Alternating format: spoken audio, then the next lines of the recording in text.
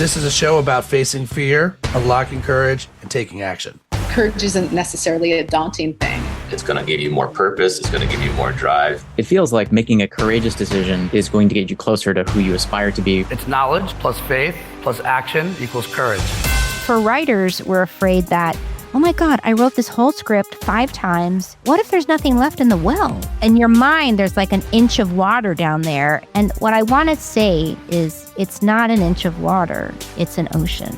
But you got to show up in order to find it.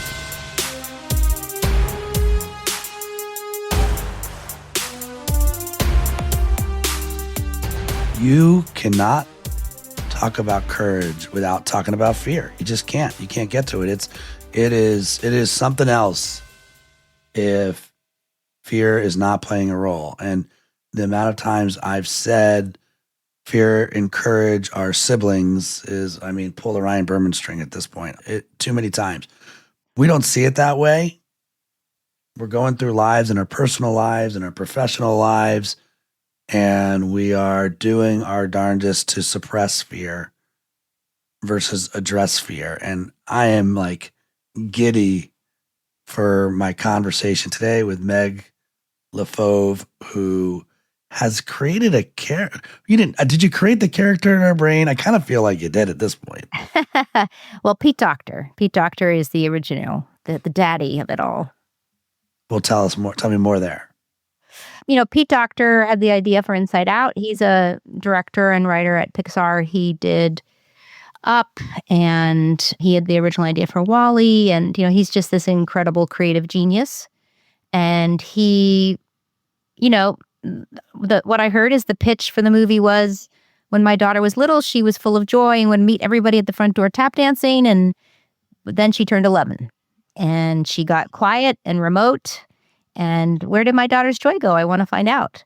So he started researching emotions. They started having a lot of fun with picking, the kind of punny, wonderful lands you could go to in the brain. And I came in as he had some of the pieces, but they couldn't find a story that was working for Pete. So I came in to help with that. How do you know, Meg, when a story just is like, ooh, I need to do this. I need to chew on this. Like, because you're probably getting, I don't even like the word, right? Like, I was just going to say the word pitch, but let's call it what it is. You probably collide with stories all the time. Why did this one land for you? Well, of course, just to go outside in first, just the chance to work at Pixar, gets your foot in the door in terms of, am I going to do this? Because, especially at that time, the best storytellers in the business were up at Pixar, and they had this thing called a brain trust, in which they would take your work and all sit in a room together. All these people had won Academy Awards, and they would take it apart and challenge you. And honestly, that was the scariest, most exciting thing I could think of at the same time, which is the kind of goals I like to have. That the goal is something that I can do myself, win Academy Award, like who knows, but I can do this myself. I can work towards working at Pixar, and it's scary, but also thrilling that these people would help me evolve my work. So I always had my sights set on Pixar in a way. So when this came up to go meet Pete, it was the other thing I need to do a project is to be emotionally moved, somewhere intellectually challenged, and gosh, how would we do that? Or, that's a great story, or that's the great spark, but also emotionally in my body, there's the potential to be moved by it and feel that there's a truth that this director or is digging towards, or that I feel in the original IP, or the idea in my head, all the different places it can come from. I can't wait to hear like the journey you went on, like you're just even the creative process for you. I was smiling over here when you talked about the brain trust. So let's call this what it won't be. This is not a shameless promotion for my new book, which is called Head of Mentals. And we talk about the brain trust. We talk about that moment. The book is really not looking at self-talk by itself, but we're looking at team talk and how self-talk has a wild impact on team talk. So hence why I was giddy and smiling as you're talking about doing the scariest, most exhilarating work of your life. But people don't do that. I mean, we still, like you said, whereas we get older, at my age now, I have those same characters in my brain.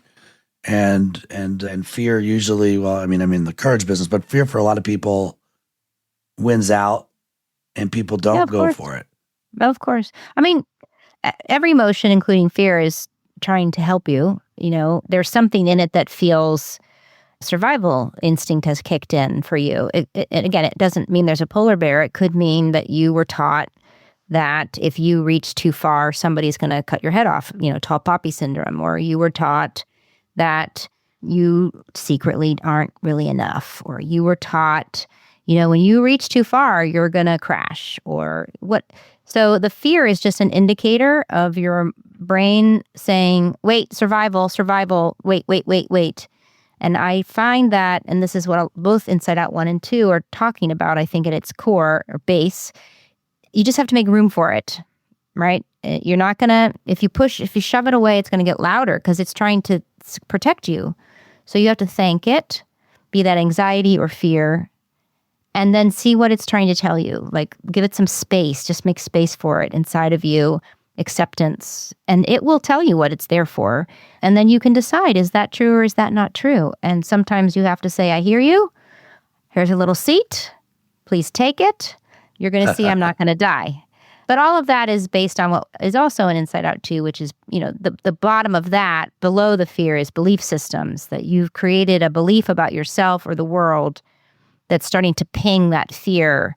So you really have to be curious about, what am I think? Why? Okay, I'm afraid. Why? What do I think is going to happen? Okay, that's ridiculous. You know, I'm not going to get thrown out the window if I walk into this meeting. Okay, what do I really think is going to happen? I'm going to fail. Well, you don't know that. That's not true. It hasn't happened. But really, why? What is about failure that I'm afraid of? Well, it's me. I'm not good enough. I'm going to fail every time. I'm going to be exposed. I'm going to be shamed. Like, what is happening? And then the next question is, where did you learn that? Is that true? You know, that we've all learned things about ourselves and the world that we now, as adults, can unpack in terms of, is that true for us now, or is it not? It's an old messaging from when you were in third grade, or Totally. what happened, you watching your father go through whatever he was going through, and it taught your brain something. So to me, to lean into the fear, to allow it space, but still do it anyways, courage, as you say, what it does, it's even better than the outward experience is the inward experience, because it's teaching your brain to evolve, and that evolving you and your whole set of preconceptions about yourself and the world. And you will fail, by the way. And that is part of doing any endeavor is failure. You know, that's just it. Pixar, the only rule I ever heard at Pixar was fail fast. Because if you're truly doing something original and unique, you are going to push out to new ideas. You're trying things. They want you to do it fast because they've got a whole building full of people waiting for you to draw it. But you've got to push. You got to push. Well, I'm sure the brain trust is also part of that. Like, all right, how fast can we get to this is something or this isn't? But you know, in those rooms, the only person that ultimately knows if it's something or not is the director, right? It's their project, and the brain trust is there to illuminate, challenge. You know, it's like going splunking with headlamps. There's a lot of headlamps showing different things, but as a writer, I always go back to the director. So what did you hear that felt true to you? That's your project. Because sometimes if you get overwhelmed by all those voices, or you want to impress them, but that in terms of the movie business, that's their movie, maybe, right? That's their emotional thematic. That's not yours. They're highlighting a problem. A friend of mine just called it the recipe of how to fix it may not be right. But the problem, you do have to address the problem. I'm going back to the self-talk piece and why we do the things we do and how we can spin ourselves out here. When I think about, at least the source of belief, as I like to call it, a lot of my stuff was like friendly fire. It was like someone that loved me, that said something. They didn't mean to like spiral me, right? Like, but that's the thing that stained me. And it's like, you know, I grew up thinking that my brother was the smart one. And like, therefore, if that position was taken, I guess I'll just have to outwork you, right? Right. And every time I share that story, I can hear my mother being like, oh, here we go again. And it was friendly fire. And now I have a 12-year-old and a 10-year-old. And I'm like, I'm sure I'm doing that same friendly Oh, fire. of course you are. Of course you Right. are. I wrote a whole movie in which the end kind of realization is a child saying to the parent, you want me to be happy, but I'm not, which is me at 11 years old, just constantly asking me to be happy, to support your world and what you need, but I'm not happy. So I'm not knowing myself. I'm not. And at the premiere, my 8-year-old leans over and goes, I know what she's talking about. And I was like, geez, you are going to message what you've learned. We want our kids to be happy. It's just an instinct. But yes, for sure the message is friendly fire, mostly, honestly, and we do it to our kids. I mean, sometimes it's not friendly fire. Sometimes they don't even realize that they're afraid for you. Or guess what? You're getting pretty powerful, and that's making me uncomfortable. Your power is making me uncomfortable. It's all unconscious.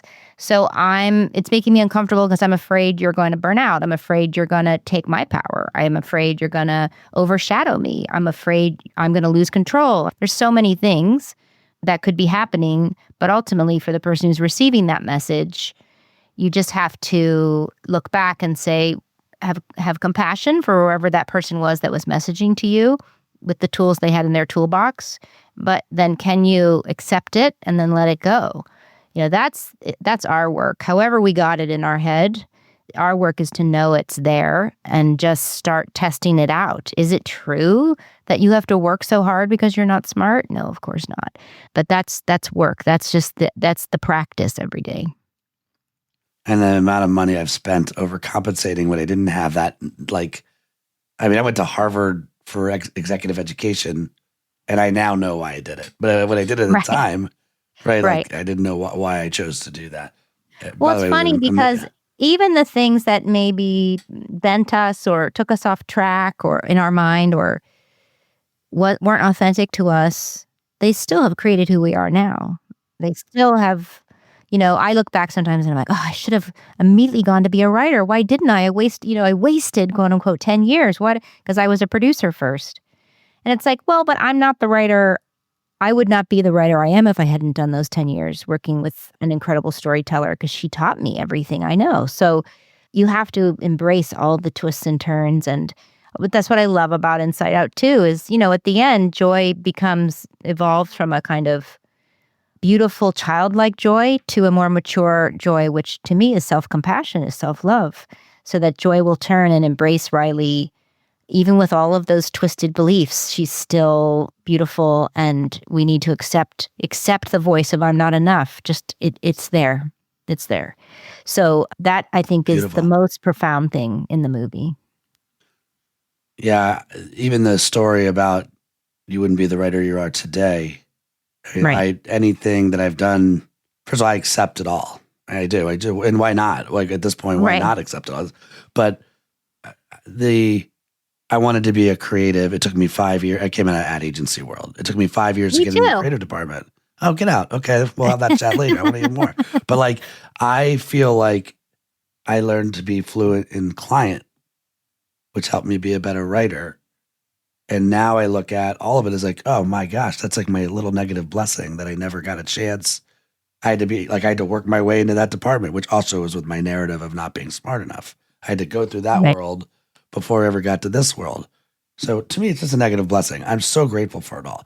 I'm curious, when you go to emotions school, because I think that's what we'll call it. You went to emotions school, Emotions University, EU, and you got to just play.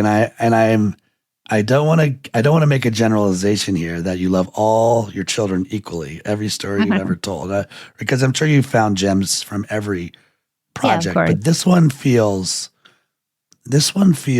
like, wow, how cool that you get to do this for a living. You get to make sense of who we are for a living. Do they all feel equal? Does this feel different? Well, this is different because it's rippling into the world in such a powerful way. There's the first one and the second one. It's changing language. It's changing perception. You know, my son is in college and he said he was out with his friends and one of his friends was told a story and said, you know, I think it's like a core memory. And my kid looked at me and was like, that's not a thing. My mom made that up. That's not a thing. So, you know, what a That's privilege. great. You know, it's a privilege too because they're using the movies with, you know, nonverbal autistic children and they're all the kids now understanding anxiety is normal and there's nothing to reject yourself about and hide or be ashamed of. So to me, this one's different in terms of how it ripples. When you're in it, you know, I'm looking back now. It's the wonderful Right. view of I'm on top of the mountaintop and how lucky am I to have made the climb? But when you're making the climb, you know, no, it's the same, you know, hard. This is impossible. I don't know what I'm doing. I don't know how to do this. What are we doing? Why did we start this? You know, it's the same creative whirlwind chopper that you go through on every movie. Every time. Like, I can't believe it. Every time I start a new one, I'm like, how do you write? What's a scene? It's just unbelievable because everyone is different. Everyone is different. Everyone challenges me in a different way because I'm always taking on something to challenge me. So I'm kind of tired of it. But so no, when I was in it, it felt special in terms of course, being at Pixar and working with Pete Docter and working with all those incredible storyboard artists and designers, character designers, and everybody you get to work with there. Yes, that is an incredibly special, sacred, and very lucky thing to be able to do. So that always feels different. But we're all in the foxhole, you know, in that chopper together, trying to figure it out. When you're developing these characters and you're doing the work and you're trying to honor what you're learning, but sometimes you can't help when you see a little bit of yourself in a character.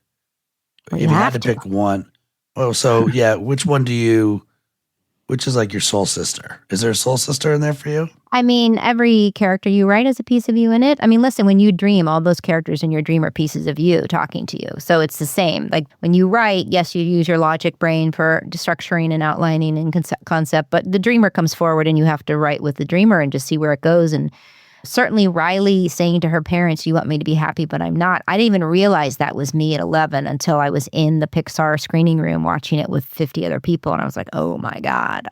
But every character has to be a piece of you or you have to relate to them somehow. And no, as a writer, it's an extra challenge because ultimately the captain of the ship, the rudder, is the director. And my job is to dig it out of them or her, him or her, in terms of what are we trying to do emotionally? How is this you? Where do you feel personally related to this? And at the same time, it relates to me. And here's the beautiful thing about a story. If you go deep enough, you really get down to the human condition. What is it to be a human being? And then everybody can relate to it. But it takes time and iteration to get down to that depth and to get the clarity of that. And to get that clarity in a very succinct, almost simple, because all art at its core seems simple, but it's not, you know, idea or thematic or however you want to say it. So at the same time that you're being funny and creating scenes and propelling arcs and all that other stuff you have to do. It's interesting to hear you sort of pose it up that way because I don't think we, the people, are good at getting ourselves clear. I don't think we're doing the work to like totally understand how we happened. And one of the exercises I like to do with my clients is personal core values assessment and like just starting with, do you know who you are? And the amount of times I'll hear, yeah, I think I know who I am. And I'm like, well, that's like you know, in the spirit of movies, like watching a movie and it starts with based on a true story and you instantly know not a true story. It's like you haven't fully done the work. And it's like, how are you going to lead others if you haven't gotten clear on leading yourself? It's what are some work. questions you asked for people to understand their core values? Well, first it starts as a reflection. At first there's work, right? First I will give you a list of 100 different values to look at and just be like, stay visceral. Just, we're not here to make choices Give me yet. an example of a value on that list. So my 4 core values, and these are now the order of my values. So I try to, is optimism is number 1, which you might think is bonkers in the world we're living in right now. And yet I still choose to look at the world through the lens of We need optimism. you. We need you. Yeah, I have a role, right? Creativity is 2. That to me is I think is my superpower. And I never seen myself as a business person, and I've never seen myself as a creative. I'm a creative business person. But when I look at the makeup of a lot of C-suites, there's like, wait, how did this happen? Like, where are the humans? Like, where's the human speak? And I think creativity can help them see what actually connects beneath the neck, the story. Right. Courage is 3. It's less about like, I'm so courageous, and more with my short time on this planet, I want to design a life where I'm working with courageous people. And courage is relative, right? Like, some Of people are course. bunny slopes, and some people are black diamond folks. And it changes in your life day to day. depending on what you do. Also, like, I'm a bunny slope in some places. And then Exactly. excellence is number 4. And again, I've toggled back and forth. I have a mentor, Steve Wilhite is his name, one of 2 I turn to, who used to work for Steve Jobs. And I toggle back and forth between excellence and impact. And he once said to me, be careful, Mussolini had an impact. That's so great. You know? And Yeah, I was right. like, okay, you're right. And are you I'm trying to walking have an impact, or are you trying to imprint? And that's very different too. Well, this is like 2 people that really care a lot about words walk into a bar, right? Right, but exactly.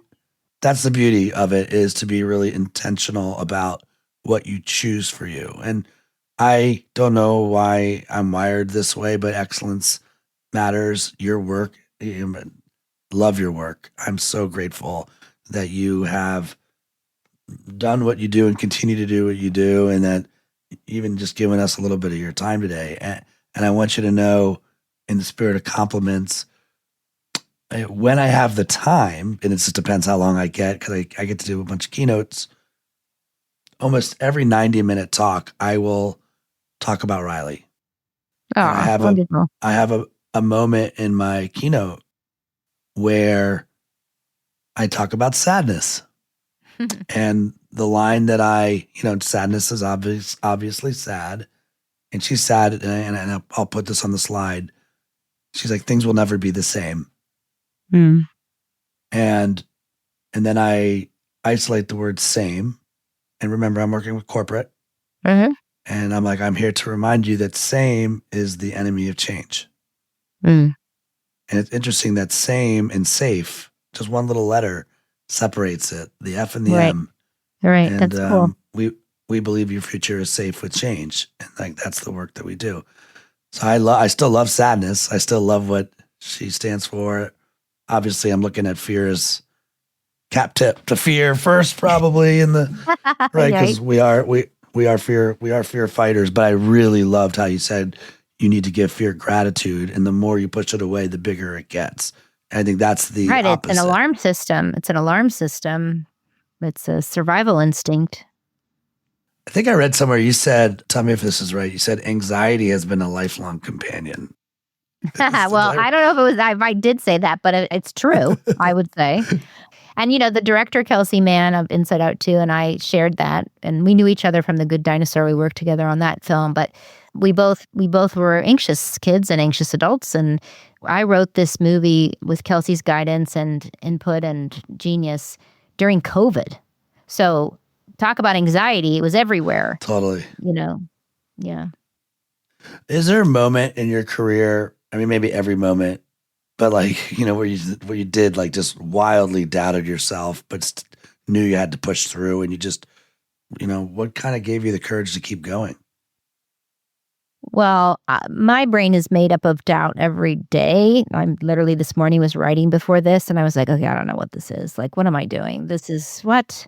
I mean, it's fun to be doing this scene, but does it go anywhere? Like, what am I doing? This isn't even in the tone of the movie. And then I just have to be like, oh, well, this is what I'm doing today because this is what's coming up. And it takes courage to say, I might be wasting time right now. I might really be wasting time. I have a due date, and I'm writing it with my husband, and I've taken the script and he's taken another part of it. And I'm like, oh my God, I might hand this to him and he might be like, what is that? Like, what, we aren't doing that. Like, it's the courage to me is exercised in the smallest ways every day. Are you going to get up? Are you going to go back to that thing that doesn't work? My brain is like scattering around. Like, should I call somebody? Should I call somebody? Should I call the manager about what is genre? What is this genre? It's just like crazy. So I have little doubts every day. It's just the way my brain has been made up since I was little. But I also am still remaining curious. And as long as I trust that, I guess the way I do it, this is how I do it. In the small ways of every day at the page, and in big ways like, should I take that job? Should I stay in this job? Should I leave this job? I do it. I stay for the characters, for something bigger than myself. Because if I don't sit down and figure this out, these characters won't exist. And it's a sacred job I've taken. I know this is going to sound a little woo-woo to business people, but it is what I think. So I'll be honest and courageous and say it out loud. I believe that to be a writer or any artist is to be chosen with a sacred job. And you are a tuning fork. You're the creativity and what the universe needs out there is flowing down into you.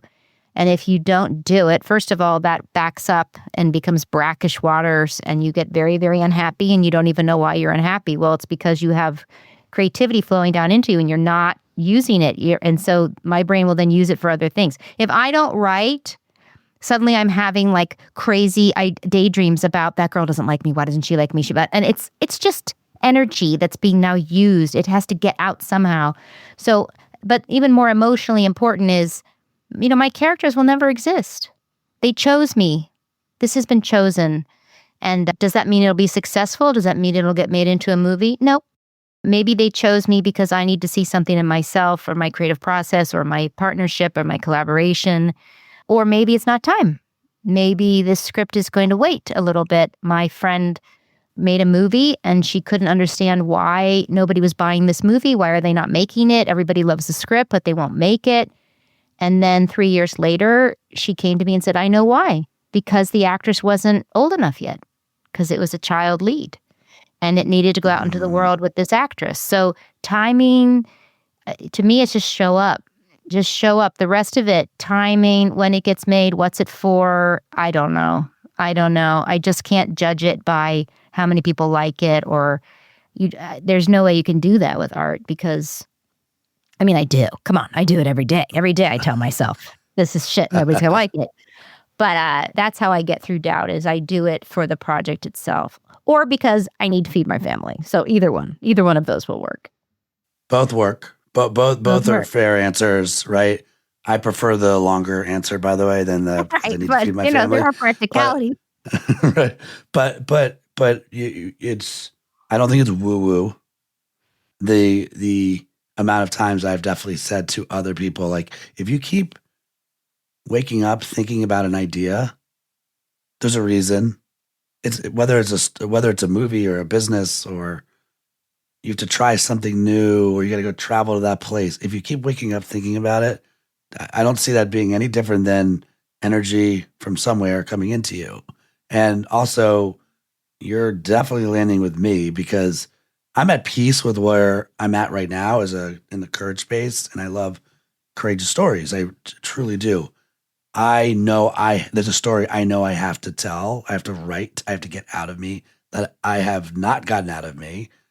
I'm at peace with that. I'm not backed up or frustrated yet. I'm just thankfully, but you're giving me the confidence to pick it back up. And what you're saying makes sense. I'm like, there's these characters.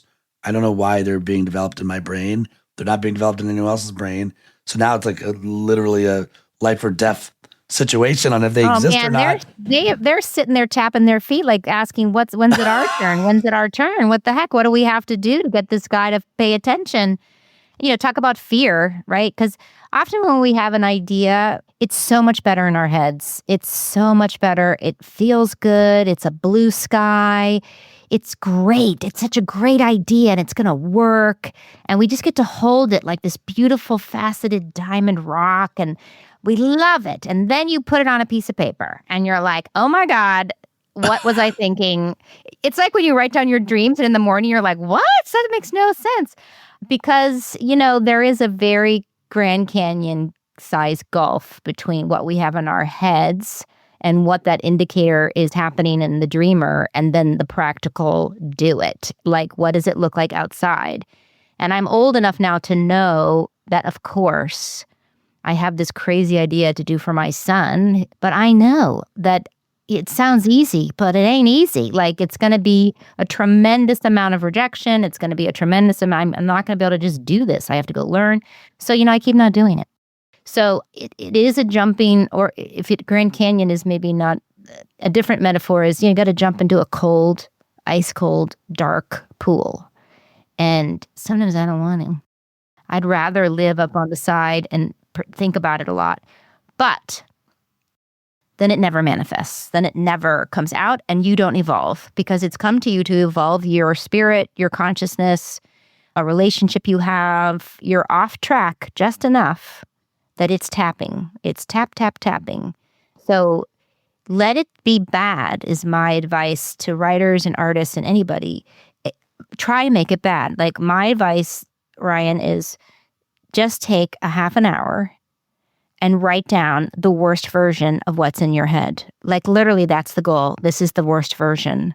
And I promise you, there'll be a spark that you're going to be like, well, this is all really bad, but this right here, I kind of like it. I kind of like this piece. I didn't even know there was a dog in this idea, but the dog is kind of interesting. Let's go follow the dog. Then just go follow the dog. And it's just, you're in the woods, I know, and just go on a journey of curiosity. It's not going to be good. Like, I tell people, I have seen a lot of first versions of movies at Pixar. And across the board, these Academy Award winning billions and billions of dollar people, their first version doesn't work and is bad. And the difference between them and you is they do it, and then they walk into a brain trust and they go, okay, I know it doesn't work. So tell me everything that doesn't work. But here's the thing. I like this piece right here. This is the piece that still moves me. That is still the internal, the thing that was driving me. Because the other thing I just want to say, which is really important, is that blue sky perfect thing that you have in your head that you're afraid to bring out is 1/4 what its potential power actually is. It's 1/4. It's an 1/8. But you have to go through the bumps and rapids of it sucking and evolving. And then suddenly it gets so big, you had no idea. You don't know what it is. I didn't know what Inside Out 1 or 2 was going to be when we started. Holy moly, you don't know what it is. And you have to let it out and evolve. And trust me, it's so much bigger. It's so much more powerful. You can't know it now. So just get going. I mean, first of all, I'm smiling because we've been trying to get you on the show for a while. I know, I'm sorry. I'm sorry. No, but go to your think about your comment about timing earlier about, right. Oh, I now know why this show wasn't bought or this movie wasn't bought is because it wasn't the right time. And I think that this is, I kid you not, Meg, although this will go in a couple weeks. I had my book launch like warm room last night. Oh my goodness. Oh my goodness. That's amazing. As I think about what's the next project? Right. It's clearly a book called Follow the Dog. I mean, that's obviously, I've actually bought followthedog.com and we're going to do it together. I don't know. It's going to be a terrible first draft. Let's do a terrible first draft together. I was in a round table with a bunch of writers helping a writer work on their script. And one of the writers who was helping goes, I got to talk about the mouse. And all of us are looking at him like, the mouse is in like 2 scenes of this whole giant movie with like thousands of things. It's like a 2-scene character. And he said, I know, but I'm telling you, we got to talk about the mouse. And by the end of that conversation, the mouse was the key to the whole thing. But if we had just shut it down, you wouldn't have never known. So what do you call that open-mindedness? Is there like a coin term? Curiosity. Core memory. Okay, curiosity. Okay. That's what I would curiosity. call it. That's one of my values, which I struggle with because of all the judgment in my head. But I aspire to have curiosity instead of judgment, curiosity instead of fear, curiosity instead of, just be present and then get curious about it.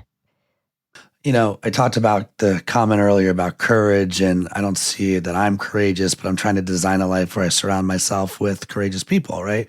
One of my favorite early interviews, rest in peace, was with Tony Hsieh, and he'd talk about kind of a tortured soul, but a brilliant human. And he challenged me out of the gate. My original book was called Return on Courage. And he's like, are you going to write Return on Curiosity? And it's like, right? It's like, yeah, no, these are connected. These are connected thoughts, being open-minded and whatnot. Maybe you'll humor me. I'll send you the values page. I'd love to see what comes up. Oh, I'd love it. Oh, please do. I'd love that. Okay. All right, I'll do that. And I'm not expecting a fast response, not just because not knowing me, but yes. Right. But take the time you need to figure out exactly, precisely the right words.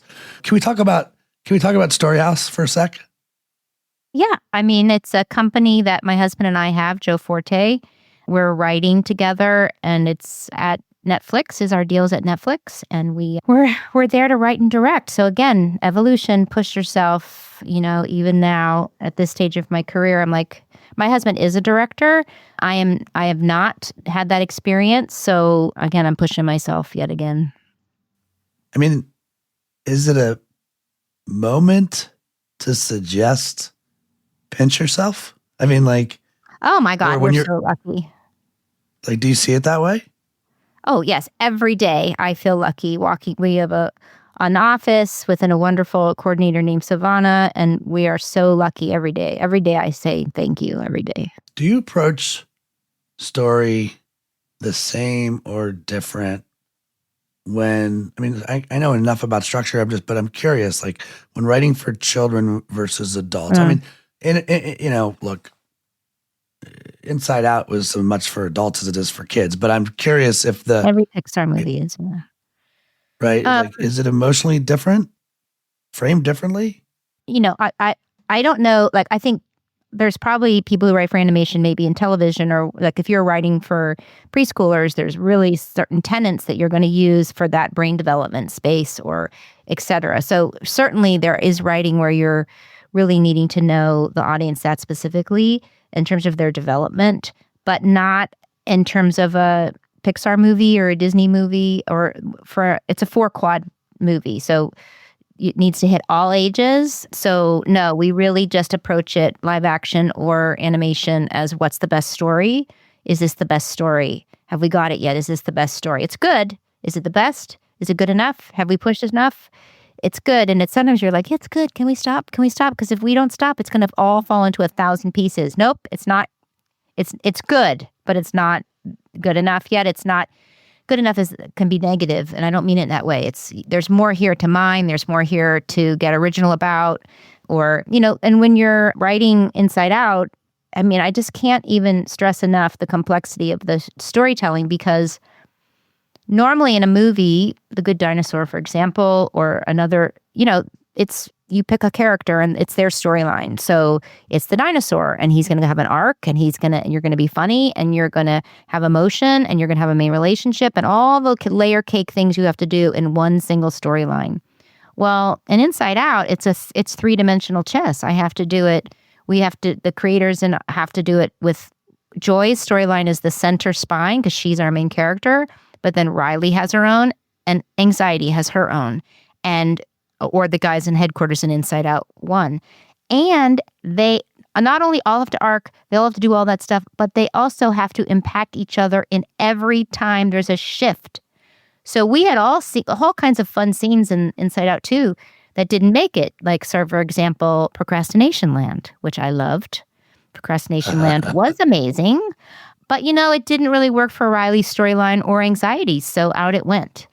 I know, but the advertiser in me would have loved for you to just do a 6-minute bit as a teaser. Oh, good. It's you so know what I mean? funny. Oh my it was gosh. So funny. Fear got to make a great speech about getting them all out of a procrastination land. But there were so many things. That's the other thing to really, if if you ever want to know how much is created that is never seen, get the Art of book of any Pixar movie. It's just unbelievable how much work is done to get to the distillation of what you're seeing on the screen, and all the genius artists and the amount of level of thought in every single detail. Every emotion is a shape of that emotion. So sadness is a teardrop, and joy is a starburst, and fear is a spark plug. And, it's just incredible, the amount of effort, work, talent, creativity that's moving into every single detail. I mean, you're also working with the time frame, right? I mean, so how does that play? Well, it's challenging because in animation, not always, but sometimes you get a release date and that's that. And so you're not going to just say, well, we're going to, in animation, at least how I've worked, you're storyboarding. And when you are working for the big houses, you're storyboarding the whole movie over 5 years. And so you're making the movie 8 times plus a rough cut. So now you've made the movie 16 times. You can't not hit that screening. You can't be like, well, we're not ready, or we changed something in the rough cut that's taking longer. So no, you're hitting the screening, even if you have to have somebody stand up on the stage and be like, and now what happens is, because you don't have time to draw it, it's just part of the process, and everybody knows it, and everybody there has been through those screenings and those tight times. So, but I will also tell you that, we can think about it, oh, that's hard, that's negative, but, constraints can be creative. They can, when I talked about writing the scene where Riley comes home and says to her parents at the end, you want me to be happy, but I'm not. Well, we were going so fast that literally the coordinator looked at me, who's trying to put this whole movie together, and the scene has not been written. We've boarded it. And she says, so let's see, it's 10:30. What do you think? 3:00? You think you get by 3:30? And I was like, what? And I was new to animation. So I was coming from live action where I get to go away and write a whole script. And I was like, wait, what? But I guess, okay, sure. Okay. And I didn't have any time for all the resistance to come up. I didn't have any time to be afraid. I didn't have any time to put up walls. I just had to get it out as fast as I could. And I think that's why it came out. Because otherwise, I don't think my brain would have let me ever say that. That was the worst thing you could have possibly said in my family, right? Talk about survival instinct. But because I was under that pressure, you can do amazing things because you don't have time. And constraints of structure, come on, that's why great stories, that creates a great story, is the constraint of the structure of the story. Being committed and yet challenged is great for creativity too. Meg, I'm an outsider to this world, but it feels like this living, breathing organism that's changing. And I mean, like you said, 16 cuts, and we talked about curiosity, and we also like it feels like, how do you keep the twinkle? Like when you've seen a cut for 13 times and then, I don't know a better metaphor. So you just, you kind of need the Men in Black neuralizer to remind yourself. I mean, listen, when you've been through the chopper enough time and nobody bought the script, you have to have the neuralizer when you're going to start again. Like you have to suddenly become naive all over. You have to be naive to the fact that the odds are completely against you when you start your script. So it's in the very beginning of the process. And then when you're in that kind of chopper and you've seen it many, many times. I mean, come on, there were days that I was like, I cannot rewrite this scene one more time. I don't know how. I've done it a million times. And sometimes you're like, well, maybe that's why it doesn't work, because this whole scene's got to go. Because it shouldn't be this hard to write. I would say that sometimes to the team. I'd be like, it should not be this hard to write if it's flowing, what's happening. And maybe it's not in this scene, it's in a different scene and I haven't set it up or whatever. But the way I keep going, like I said, is for the characters. They need me to keep going. That whole team needs you to keep going. Come on, you've got an entire team that needs you to keep going and try it one more time. But inspiration wise, no, there's some moments where I'm totally faking it because I don't know anymore how to do it. But and animation's beautiful because it is a team thing. So it's not just me doing it. Like after that brain trust, when we have to go again, we're going to blow it up again. You're walking into a room with your director, your head of story, maybe your editor, you're all having a drink together, whatever. And somebody in that room is going to have a spark. We just need one person to reignite us again. And hopefully it's the director, but it's not always because they're human beings and they get lost in the woods too. But maybe it's the storyboard artist who says, it'd be so funny is if Anger grabs Pouchy and just shoves his hand in there. And, it's like this funny joke that he had about the movie. But we were laughing so hard and tears were streaming down my face that it starts to invigorate again the whole movie, the whole idea, because we found this beautiful door, right, into this darkness of problems that we have. So I'll take it however I can get it. Well, thank you so much for going after all of these stories and, continuing to write, whether for kids or adults. And like, I will gladly take the free writing process advice that following the dog. I have one follow the dog question, like what comes after. So here I am in this cold pool. Thanks for that. Right. You're welcome. And I've written my horrific 30 minutes. Right. Do you go into character development per each character? Like what's your next step? I mean, you're kind of like figuring out what it is, or do you just get curious on one character and just layer and layer and layer? Like where do you go? Every brain's different. My co-host on my own podcast, Lorian, likes to do whole things like what shoes do they wear? What are their glasses? Like she does every detail, and that's how she gets in. I can't do that. I've got to get them into walking, talking behavior. I like to immediately start putting them into, they've got a problem. They have a want. Let's get them going. Let's get them behaving, because I think human beings tell us who they are in their behavior more than what they say, or it's what they do. Under pressure, what do they do? But I also was a producer, so I've got a structure brain. I really love structure. I love where structure and character meet. So I will pop out and be like, okay, what is the beginning of this and what's the end and what's kind of the middle? Even in the biggest way. It starts here, it kind of is going to go, and it's character. Character creates plot. So, where do we meet them?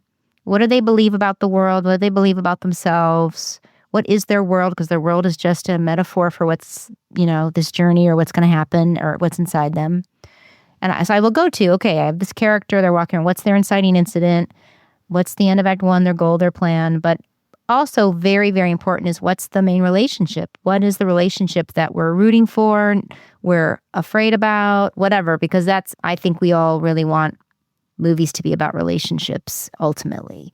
That's really what we're watching for, whether we know it or not. So I do that disciplined work of structure, genre. There's a lot of that has to be answered. And then when that gets too overwhelming, I go back to, okay, let's just have them walk around. That's what I'm doing today, like I said, where I'm like, this is not going to be in this script, but I'm just going to let them do it. Because she's telling me something, and I'm getting this note, we're getting this note, and I'm suddenly like, well, she's the only one that's going to be able to tell me. I don't know. I'm not sure. Something's off. So I'm just letting her talk to me. And the other thing I would say to your audience, I think, at least for creativity, you could tell me in terms of business, but a lot of times we don't do things, we'll say it's fear, and it is for sure. But what are we really afraid of? Well, for writers, we're afraid that, oh my God, I wrote this whole script 5 times, and now you're telling me I have to start over, or I've got to blow it up, or what if there's nothing left in the well? Like in your mind, there's like an inch of water down there, and you were already scraping the bottom of the well when you started the dang thing. And what I want to say is it's not an inch of water, it's an ocean. And the only way to find out if that's true or not for you, which I know that it is to do it. And if you do it, the muses, it will arrive. They will start wonderful, amazing things start coming up in that well, because there's so much inspiration and creativity down there. But you got to show up in order to find it. Speaking of, you talked about relationships. You get to do this with your husband. I do. This crazy world. Yeah. You get to create worlds and stories. I mean, is it just so wild and let me ask you, is there a off switch, or is it more like a dimmer? Like when you're like, what's it like? That's really hard because, of course, you got to find, we're still learning that boundary in terms of, I want to talk to my husband right now, or I want to talk to my wife. I don't want to talk because, you're at home and you're like, oh my God, I had the craziest idea in the shower. And it's like, no, I'm not there yet. I'm not doing it. It is wonderful but here, this is wonderful. Trust me, it's going to sound not wonderful, but we're both human beings and we're in a marriage and we're in writing partners. So we're writing a script. One of the ideas we're batting around is about a marriage. And he said something about the character of the wife the other day. And I was like, wait a minute. And I don't think it was me. I don't know. We'll find out. But we're getting more intimate emotionally because writing is such a vulnerable, intimate, unconscious experience. And to do that with your life partner, and he also can, we had a moment in the script, an idea that we were doing, and he said it was a girl coming back and seeing her mother who she's estranged from. And in the original script that we were working on, she turns around and leaves. The mother says no, closes the door, and she leaves. And he's spitballing and he goes, what if she doesn't leave? What if the mom says, yeah, come in? And she steps into the house. And I had some sort of mental break. I was like, no, absolutely not. No way. The whole cafe around us went fuzzy. Like I hit something so personal, so deep. But because he is not just my creative partner, but my life partner, he can reach out, take my hands and say, it's okay. And we can have a very intimate moment in this cafe of just imagine she steps over the threshold. You're not going to die. It's okay. Just step her over.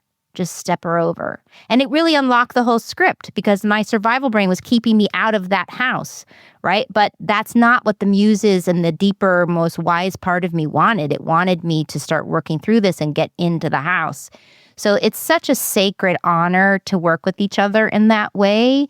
Are there bumps? Yeah, of course, because you don't agree as creative beings. And then you just have to figure out, okay, how do we each handle challenge, who's getting triggered? Again, more intimacy. So it's an incredible experience, honestly. I mean, two takeaways and thoughts. One, and again, I have my 12-year-old son who used to coach his soccer team. And there's data that the worst part of soccer is the car ride home, right? Which makes sense for a lot of kids where you can see that. Coming up. So we had a very clear rule, which was after practice, you have to declare, do you want dad or do you want coach? Not my decision, his decision. So I can see the two of you be like, do you want writing partner or do you want spouse? Right? Exactly. Before we have dinner tonight, just declare which one you'd like at the table, please. Because the spouse is going to listen unconditionally and the writing partner is going to be assessing. Very different skills. And then two, the other takeaway was you could call it intimacy. It feels like courage to me. It is very courageous to stay in what we call lava. Or to make a space for your partner's lava, which can be scary to you because I don't know what's coming up right now. Like, is it going to be about me? Is it going to turn on me? Is it to him too? She doesn't know what's coming up in me. Am I going to get angry? Am I going to take it out on him? Am I going to project? But you, out of love and respect and connection, you just hold that space. Sometimes we do say, okay, I need a padded room, meaning I don't want you to talk. I don't want you to fix it. I just need to get it out of my body. Whether you agree or not, you can disagree with everything I'm saying, but just hear me and repeat it back so I can feel seen and get this up and see what the hell is this? What is this? But that's, we've been married 30 years. If you said we were going to do this in our 20s, I would have been like, no. We were not developed enough as, he probably was. I was not developed enough as a human to do it. Let's bring him into the show. Let's ask him what he thought. Let's bring Joe. Oh my God, it would be so fun. We should bring Joe in. Look, what a fast hour. This is my happy place. I gained so much energy from you. I've learned so much from you. Not just about follow the dog. What's the best story? Character creates plot. Trust the tap, tap, tap. This is life or death for characters that are in my brain that I need to get out and at least give them a shot to live. Those poor characters have been waiting so long. That's okay. They may not trust you now. Listen, they may not trust you now. So when you go sit down, it might flow out like a river and then dry up because they're like, are you going to come back? Are you going to come back? So you're going to have to give them some space. I have to build that trust. Come out. You got to build up that trust with those characters. I hear you, Meg. Thank you. Thank you so much for coming on the show. You're Did you have welcome. fun? Thanks for having. Yes, it was a blast, and I can't wait to get my value list. I know I owe you homework. I'm going to send you homework. And like, again, you can't not walk away with something beautiful from today. Thank you so much. Thanks for tuning in to this episode of the Courageous Podcast. If you enjoy the show, don't forget to rate and review us on Apple Podcasts so more people can find us. See you again next week.